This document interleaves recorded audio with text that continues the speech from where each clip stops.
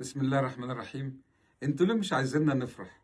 قنوات الاخوان كل يوم والتاني تطلع لنا بقصه كده وحاجات تقول لك ان اصل ليه الدوله بتروح تهني المسيحيين في الكاتدرائيه؟ او رأس الدوله يروح ليه وكلام غريب جدا ما كنتش بسمعه قبل كده ولا عمري سمعته.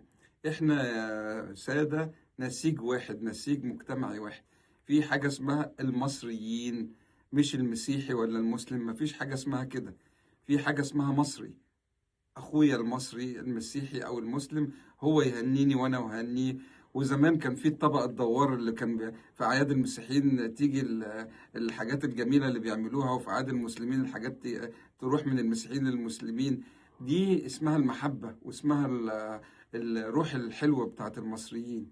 فما تضربناش وتقول لنا أصل ازاي الرئيس ولا ازاي الدولة تروح تهني المسيحيين. ده كده ناقص تروح تخلي البابا يديك رتبة بابوية. الكلام ده طبعا ده كلام سخيف، وبيشجع على الفرقة ويشجع على على فك الصف ووحدة الصف، والمصريين أكبر من الكلام دوت.